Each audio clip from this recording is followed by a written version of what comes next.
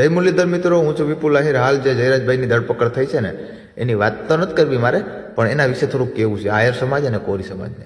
મિત્રો, જયરાજભાઈની ધરપકડ થઈ ગઈ છે અને એના માથે પણ થઈ ગઈ છે, તો પણ ઘણા બધા એવા સ્ટેટસ મૂકે છે જે દેવાયત ખબરનો ડાયલોગ હોય ને આવી રીતે વિડીયો અપલોડ કરી દઈએ, જે એક પ્રકારનું દૂષિતતા જ કહેવાય. કેમ કે આપણે સાચા આહિરે ઊભા ન રહીએ તો આપણું નેતૃત્વ ક્યાં ગયું.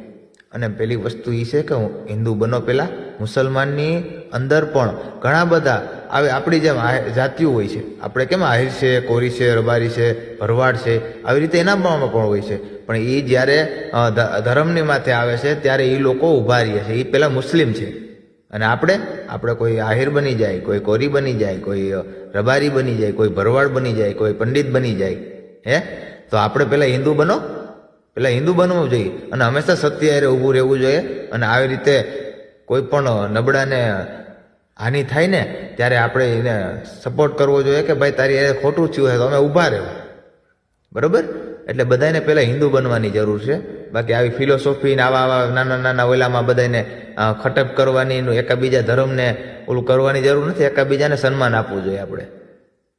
તો બધા જય મુરલીધર, બધા હિન્દુ બનો પહેલાં, અને હિન્દુ વિશે બોલતા હોય ને તેને સપોર્ટ કરજો, કોઈ પણ હોય. જય મુરલીધર.